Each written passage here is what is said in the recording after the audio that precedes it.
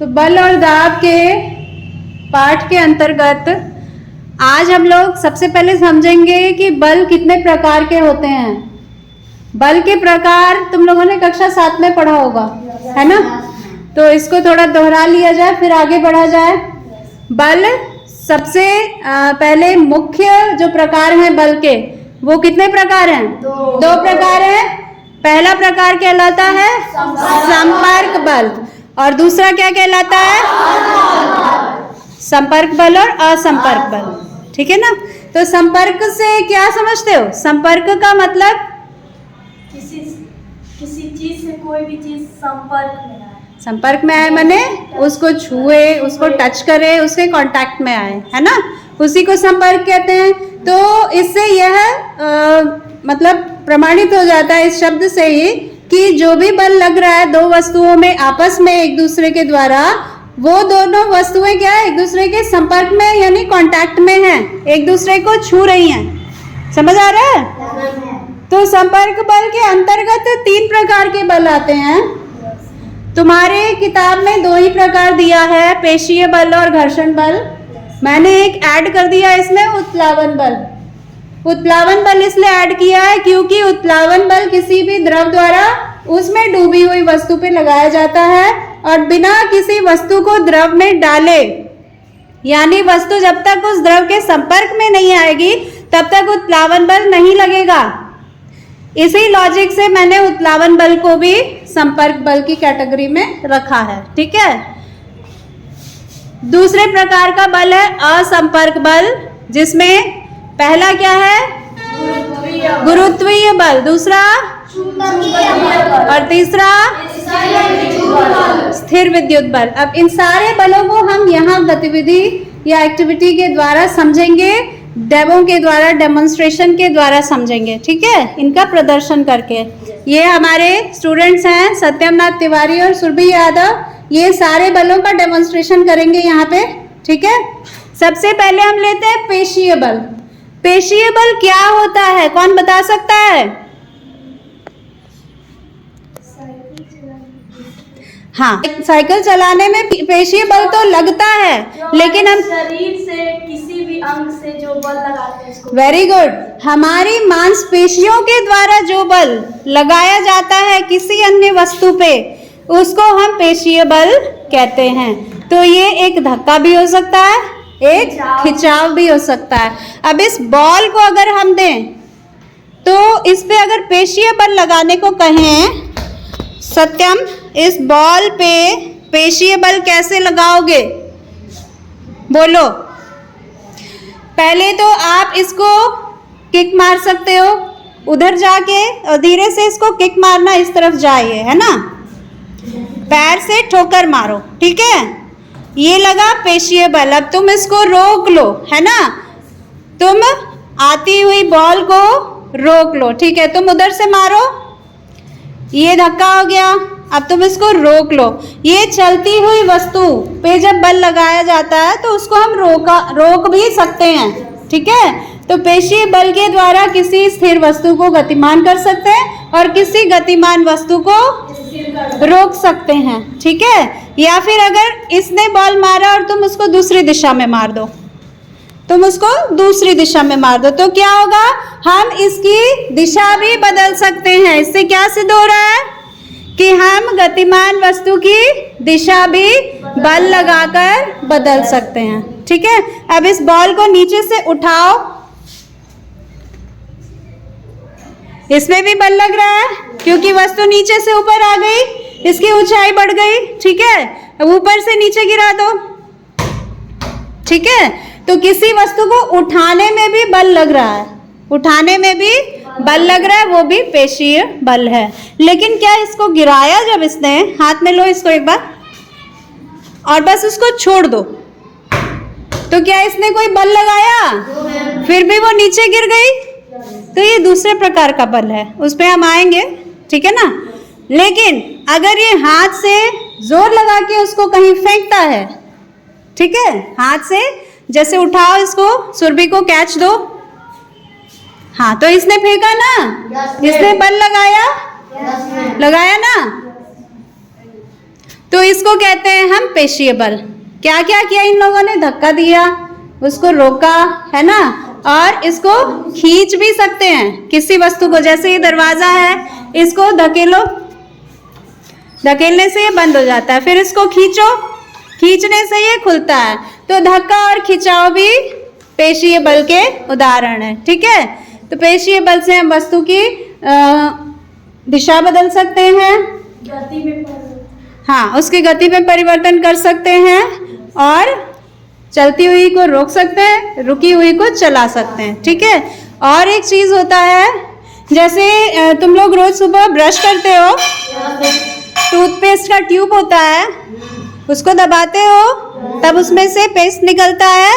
तो इसमें क्या कर रहे हो तुम? ट्यूब का आकार बदल रहे हो, ट्यूब का दबाने से आकार बदल जा रहा है, चपटी हो जा रही है। तुम्हारी मम्मी आटा गूंथती है ना, तो आटा जब गीला हो जाता है, एक में हो जाता है, इकट्ठा हो जाता है, तो उसको अलग अलग आकार दिया जा सकता है। उसमें ऐसे उंगली से कोई आकृति भी बनाई जा सकती है। मम्मी को कभी चिड़िया बना के खिलाते हुए देखे हो? बच्चों के लिए बनाती है आटे की चिड़िया, है ना, तो वो सब बल लगा के किया जाता है। तो बल लगाने से वस्तुओं का आकार भी परिवर्तित हो सकता है। ठीक है, ये हो गया पेशीय बल। दूसरा बल है घर्षण बल। घर्षण बल के उदाहरण क्या क्या हैं? देखो, ये मेज पे एक कपड़ा बिछा है ना, तो मेज पे कपड़ा बिछा है, अगर बॉल को हम धीरे से सरकाएंगे तो ये कहीं रुक जा रही है, रुक जा रही है ना, रुक जा रही है। लेकिन अगर ये जमीन है, जमीन चिकनी है क्योंकि इस पे टाइल्स लगी हैं, बहुत ज़्यादा साफ सुथरी नहीं है, हो सकता है थोड़ा सा इसमें घर्षण हो, लेकिन फिर भी थोड़ा सा धक्का दो इसको, थोड़ा सा डगराओ, ये तौलिए की अपेक्षा ज़्यादा देर तक डगर रही है। देख रहे हो क्यों? क्योंकि ये जो कपड़ा है, कपड़े का सतह जो होता है रुखड़ा होता है। ठीक है, तो जैसे जैसे रुखड़ा सतह, उसका रुखड़ापन बढ़ता है सतह का, वैसे वैसे उसका घर्षण बल बढ़ता है। ठीक है, कोई भी वस्तु रुखड़ी सतह पर उतनी देर तक नहीं गतिमान रहेगी जितनी वो चिकनी सतह पे रहेगी। अब ये यहाँ पे लिखो, तुम कुछ पेन से लिखो, कुछ भी लिखो, है ना, लिख पा रहे हो? हाँ, अब थोड़ा इस पे लिख के दिखाओ, मेज पे लिख के दिखाओ। बहुत अच्छे से नहीं लिख पा रहे हैं, है ना? क्यों नहीं लिख पा रहे हैं? क्योंकि मेज की सतह जो है चिकनी है और कागज की सतह रुखड़ी होती है। तो ये होता है घर्षण बल। घर्षण बल के ही कारण आप किसी कॉपी पे पेन से लिख पाते हैं, आप जमीन पे चल पाते हैं। अगर जमीन एकदम चिकनी होगी तो आप अक्सर स्लिप कर जाते हैं इस पे। मैम, चप्पल के नीचे भी, चप्पल के नीचे जो डिजाइन बने होते हैं उसका भी मकसद यही होता है। क्या मकसद होता है? घर्षण बल को बढ़ाना। क्या मकसद होता है? घर्षण बल को बढ़ाना। तो घर्षण बल बढ़ने से क्या होगा? आपकी चप्पल फिसलेगी नहीं, चिकनी सतह पे भी रहोगे, टाइल्स पे भी चलोगे तो वो फिसलेगी नहीं। और अगर चप्पल के नीचे भी प्लेन हो गया है, घिस गया है डिजाइन उसका, और टाइल्स पे चल रहे हो तो ज्यादा संभावना है कि आप फिसल के गिर जाओ। गाड़ी और साइकिल के टायर में भी होता है। Very good. गाड़ी साइकिल के टायर में डिजाइन क्यों बना होता है? काट काट के घर्षण बल बढ़ाने के लिए। क्यों बना होता है? घर्षण बल बढ़ाने के लिए, ताकि टायर स्लिप करके और गाड़ी स्किड ना कर जाए, यानी कि इधर उधर फिसल के टेढ़ी मेढ़ी दिशा में न जाने लगे। स्टीयरिंग से उसकी दिशा हमेशा कंट्रोल में रहे, समझे? नहीं तो ड्राइवर स्टीयरिंग घुमाता रहेगा और चक्का अगर एकदम घिसा हुआ होगा और रोड भी बहुत चिकनी होगी तो गाड़ी स्लिप करेगी इधर उधर। मैम, बैट के ग्रिप पे। हाँ, बैट के ग्रिप पे। बैट का जो हैंडल होता है जिसको हाथ में पकड़ते हैं, उसका ग्रिप मजबूत करने के लिए भी उसको रफ बनाया जाता है। ठीक है, और कोई घर्षण बल का उदाहरण है? केले का छिलका अगर जमीन पे पड़ा है तो क्यों गिर जाते हैं उसमें पैर पड़ने से? वो चिकना होता है और वो घर्षण बल को क्या करता है? बढ़ाता है कि घटाता है? घटा देता है। ठीक है, तो जहां घर्षण बल घटेगा वहां वस्तु गिर सकती है। ठीक है, तो ये हुआ घर्षण बल। बिना संपर्क के नहीं संभव है ना? जिस सतह पे वस्तु चल रही है और वस्तु की सतह दोनों आपसी संपर्क में होंगे तभी घर्षण बल लग पाएगा। ठीक है, ये अलग अलग उदाहरण हो गए घर्षण बल के। अब तीसरा आता है उत्प्लावन बल। सुरभि, यहाँ क्या रखा है? इस कंटेनर में पानी रखा है। ठीक है, अब इसमें हमने दो चीजें ली है, एक लकड़ी का टुकड़ा है और एक टाइल का टुकड़ा है। दोनों उठाओ, इसके अंदर डालो, डालो। हाँ, कुछ अंतर देख रहे हो? क्या अंतर दिख रहा है तुम लोगों को? लकड़ी का टुकड़ा ऊपर आ गया है, टाइल का टुकड़ा नीचे चला गया है। तो टाइल तो मान लो सॉलिड चीज है, उसका घनत्व अधिक है इसलिए नीचे डूब गई है। तो इसी प्रकार से कोई भी वस्तु जिसका घनत्व अधिक होता है वो क्या होती है? पानी में नीचे डूब जाती है। तो इस केस में क्या होता है? उसका एक बल तो उस पे काम कर रहा है, गुरुत्वीय बल जो धरती के द्वारा काम कर रहा है, उसे नीचे की तरफ खींच रहा है, और दूसरा काम कर रहा है उत्प्लावन बल जो द्रव के द्वारा उस वस्तु पे ऊपर की दिशा में लगाया जा रहा है। लेकिन यहाँ होता क्या है? टाइल का टुकड़ा जो होता है उसका घनत्व पानी के घनत्व से बहुत अधिक होता है। ठीक है, टाइल का घनत्व पानी के घनत्व से बहुत अधिक होता है। तो उस पे जो उत्प्लावन बल लग रहा है वो कहीं ना कहीं कम पड़ जाता है गुरुत्वीय बल की अपेक्षा, इसीलिए वस्तु डूब जाती है। लेकिन हम देख रहे हैं कि लकड़ी का टुकड़ा एकदम ऊपर की सतह पे आके तैर रहा है ना? इसका मतलब क्या है? लकड़ी पे कोई बल लग रहा है नीचे से जो उसे ऊपर धकेल रहा है, धकेल रहा है ना? तो पानी क्या कर रहा है? लकड़ी पे बल लगा रहा है कोई, तो इसी बल को हम क्या कहते हैं? उत्प्लावन बल। और ये उत्प्लावन बल तभी लगेगा जब लकड़ी, पत्थर या कोई भी वस्तु जिसे हम जिस पे बल लगाना है उत्प्लावन बल, उसे हम द्रव में डुबोए, है ना? किसी भी द्रव में हम उसको डालें तभी तो द्रव उस पे बल लगाएगा। तो ये भी बिना द्रव के संपर्क में आए बल नहीं लग सकता। ठीक है, तो ये उत्प्लावन बल याद रहेगा। एक पत्ता अगर इसमें डालेंगे तो क्या होगा? पीपल का पत्ता तैरेगा, है ना? क्योंकि वो हल्का होता है और उसका डेंसिटी, घनत्व कम होता है। ठीक है, तो जिस भी वस्तु की डेंसिटी या घनत्व कम होती है वो पानी में तैरता है। ठीक है, और एक प्रश्न अक्सर पूछा जाता है कि एक कील जो छोटी सी होती है, लोहे की कील, वो पानी में डालने पे डूब जाती है। लेकिन एक पानी का जहाज जो बहुत विशालकाय होता है ना बड़ा, वो भी लोहे का बना होता है, उसमें भी लोहा लकड़ी सबका इस्तेमाल होता है। वो पानी में क्यों तैरता है? उस पे भी तो उत्प्लावन बल दोनों पे लग रहा है ना? और कहीं ना कहीं हमको लगता है कि कील छोटी है तो उसका घनत्व कम होगा और पानी का जहाज बड़ा है तो उसका घनत्व अधिक होगा। कभी सोचा ऐसा क्यों होता है?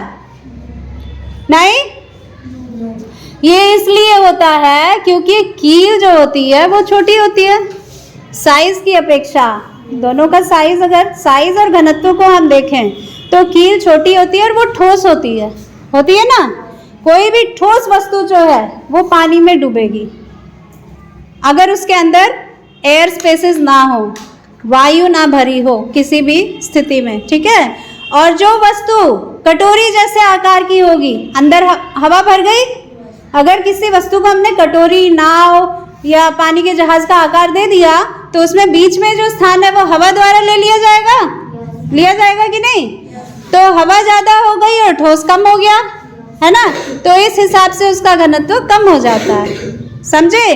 तो अपनी आकार और घनत्व के कारण जो है पानी का जहाज पानी में नहीं डूबता है।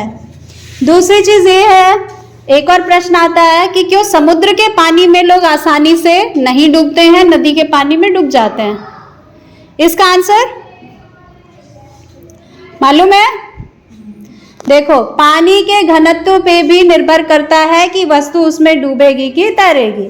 ठीक है, अभी हम इसमें नमक डाल देंगे, पानी में अगर हम नमक मिला देंगे तो पानी का घनत्व अधिक हो जाएगा। समझ रहे हो? तो एक ही वस्तु को अगर बिना नमक के पानी में डुबोएंगे और नमक वाले पानी में डुबोएंगे तो आसानी से किस में वो डूबेगी और किस में तैरेगी? जिसमें नमक है उसमें तैरेगी और जिसमें नमक नहीं है उसमें डूब जाएगी, अगर उसका घनत्व अधिक है तो पानी से, ठीक है ना। तो वैसे ही समुद्र का पानी क्या होता है, खारा होता है, इसका मतलब उसमें क्या मिला है, नमक मिला है। और नदी का पानी मीठा होता है, उसमें नमक नहीं है। तो नदी का पानी समुद्र के पानी की अपेक्षा कम घनत्व वाला होता है। तो जिस पानी का घनत्व अधिक होगा उसमें वस्तु तैरेगी, यानी समुद्र में तैरेगी, और वही वस्तु अगर नदी में डाल दी जाए तो वो डूब जाएगी, क्योंकि नदी के पानी का घनत्व कम होता है। समझे? ये हो गया उत्प्लावन बल। दूसरे प्रकार का बल है असंपर्क बल। असंपर्क बल माने बिना दो वस्तुओं के आपस में एक दूसरे को छुए जो बल वस्तुएं एक दूसरे पर आरोपित कर सकती हैं उसको हम कहते हैं असंपर्क बल।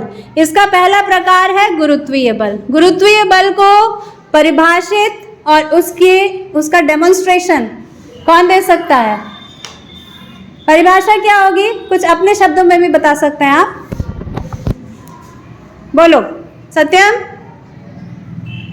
कौन लगाता है गुरुत्वीय बल? पृथ्वी अपने केंद्र की तरफ से बल लगाती है। किस पे लगाती है? किस वस्तु पे? ऊपर से गिरती हुई वस्तु। जो भी वस्तु फ्रीली गिर रही है, स्वतंत्र रूप से धरती पे गिर रही है, उस पे, है ना, फ्रीली फॉलिंग ऑब्जेक्ट्स पे।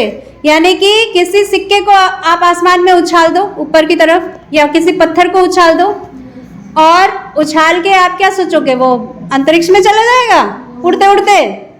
क्या होगा? एक निश्चित ऊंचाई तक जाके फिर वो वापस आ जाएगा। आ जाएगा? अभी एक चौक का टुकड़ा लो, चौक लो, या फिर ये तुम ये बॉल ले लो, तुम चौक ले लो। दोनों वस्तुएं अलग अलग साइज की है ना, एक छोटी है एक बड़ी है, हाँ, इसमें हवा भरी है, ये ठोस है। अब दोनों को ऊपर उछालो, क्या हुआ? दोनों नीचे गिर गई, ऊपर गई, फिर नीचे गिर गई। अब तुम सोच रहे होगे कि कमरा है तो कम जोर लगा के उछाले हैं इसलिए नीचे आ गई, लेकिन खुले में भी जाओगे, पूरा जोर लगा के भी ऊपर उछालोगे किसी वस्तु को, तो भी वो नीचे ही आके गिरेगी। ये तो सब जानते हैं। छत पे जाके एक पत्थर का टुकड़ा छोड़ दो, वो कहाँ जाएगा? जमीन पे जाएगा। क्यों? क्योंकि धरती अपने केंद्र की तरफ हर वस्तु को खींचती है। किस बल के द्वारा? गुरुत्वीय बल के द्वारा। यहाँ क्या धरती और उस वस्तु में कोई कांटेक्ट था, संपर्क था? जब तुमने ऊपर उछाला तो वो वस्तु और धरती अलग अलग थे ना, दूर दूर थे, लेकिन धरती ने उसको अपनी ओर खींच लिया। तो यही है गुरुत्वीय बल। समझ आया? दूसरा है चुंबकीय बल। चुंबकीय बल दिखाने के लिए यहाँ हम चुंबक लाए हैं, एक रिंग मैग्नेट है और एक सर्कुलर मैग्नेट है। इसको उठाओ, देखो यहाँ एक पिन रखी है ना, हाँ, सुरभि उठाओ, यहाँ दूर ही रखो और इसको उठा के ऊपर से उसको आकर्षित करने की कोशिश करो, थोड़ा हवा में खींच लिया, फिर से दिखाओ, खींच ले रहा है ना। बिना संपर्क में आए चुंबक किसी भी लोहे युक्त वस्तु को अपनी ओर खींच लेता है। इस चुंबक से भी खींच के दिखाओ, खींच रहा है, ठीक है। अब इन दोनों चुंबक को आपस में देखो, आपस में पास लाओ। ये पास नहीं आ रहे, नहीं आ रहे। इसका मतलब क्या है? देखो, इसमें भी एक बल लग रहा है जो इन दोनों को दूर धकेल रहा है, एक दूसरे से दूर धकेल रहा है। अब एक को घुमा दो, एक को, हाँ देखो अब ये चिपक गया ना, चिपक गया, और फिर से एक को घुमा के तब कोशिश करो चिपकाने की। हाँ, चिपक रहा है? नो मैम, नहीं चिपक रहा है। चिपकाओ, जोर लगा के चिपकाओ, फिर भी जो है नहीं चिपक रहा है, नहीं चिपक रहा है, ठीक है, लेकिन दूसरी ओर से चिपक जा रहा है, ठीक है। तो इसमें दो प्रकार का बल, एक आकर्षण और एक प्रतिकर्षण, दोनों काम कर रहा है ना। यानी कि चुंबक जो है अपने आसपास की वस्तुओं पे बल लगाता है बिना उनके संपर्क में आए, लेकिन हर वस्तु पे नहीं लगाएगा। कैसी वस्तु पे लगाएगा? जो लोहे, कोबाल्ट या निकल से बनी हुई वस्तुएं हैं। कौन कौन सी वस्तुएं? लोहा, कोबाल्ट या निकल से बनी हुई वस्तुओं को वो दूर से ही अपनी ओर खींच लेता है। तो ये जो पिन थी इसमें लोहे का कुछ अंश है। ये हालांकि स्टील की दिख रही है लेकिन स्टील में लोहा होता है ना, इसीलिए ये इसको अपनी ओर खींच रहा है। प्रतिकर्षण कैसे हो रहा है? जब दो चुंबक एक दूसरे के पास आते हैं तो यदि दोनों का समान ध्रुव आसपास होता है, आमने सामने होता है, समान ध्रुव माने ध्रुव कौन कौन से होते हैं चुंबक में? नॉर्थ और साउथ, हिंदी में उत्तर ध्रुव और दक्षिण ध्रुव। तो जब एक चुंबक का उत्तर दूसरे चुंबक के उत्तर के पास आएगा तो वो एक दूसरे को धकेलेंगे, एक दूसरे को प्रतिकर्षित करेंगे, ठीक है ना। वो बल भी दूर से ही लग रहा है, उसको पास जाने ही नहीं दे रहा है ना, देखा ना तुम लोगों ने। और अगर एक चुंबक का उत्तर दूसरे चुंबक के दक्षिण ध्रुव के पास ले जाया जाए तो वो एक दूसरे से चिपक जाते हैं, एक दूसरे को आकर्षित करते हैं। ये आकर्षण बल हो गया, ठीक है। अब हम आते हैं आखिरी पे, स्थिर विद्युत बल। इसके लिए एक बैलून फुलाओ और एक स्केल निकालो। 1 इंच पटरी प्लास्टिक वाली बैलून को एक कौन फुलाएगा बच्चा? फटाफट फुला दो, कोई शरारती बच्चा जाके जल्दी से। हाँ तुम भी फुला लो।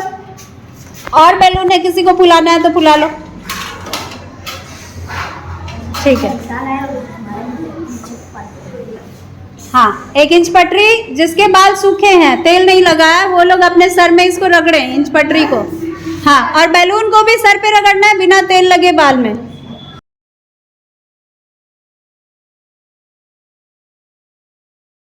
और तुम उन कागजों को उस पे टेबल पे बिछा दो। कागज के छोटे छोटे टुकड़े हैं, ठीक है। अच्छे से उसको रगड़ो और जिस जगह से रगड़ रहे हो उसी जगह को कागज के पास लेके जाना है, ठीक है।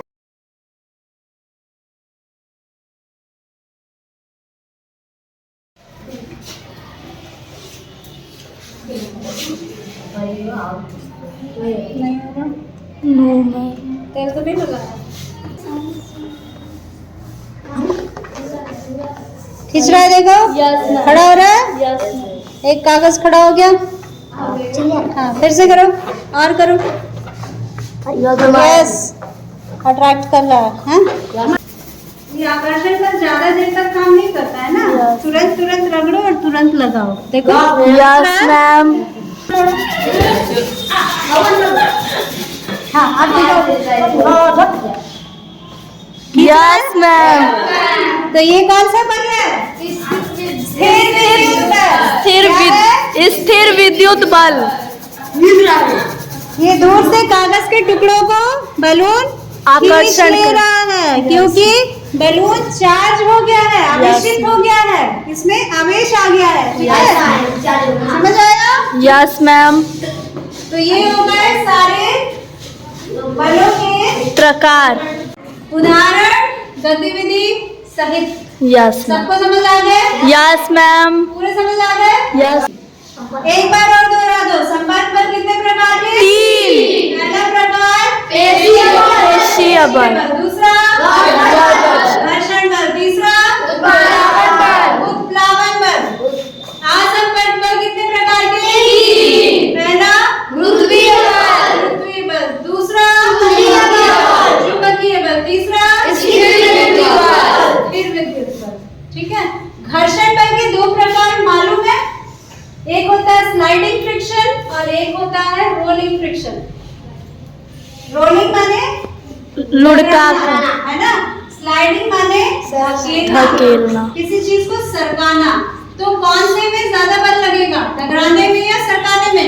सरकाने में। सरकाने में ज्यादा बल लगेगा। Yes ma'am. टकराना आसान है, किसी सिलेंडर को खिसका के ले जाओ या उसको डगरा दो, दोनों में किसमें कम मेहनत लगेगी?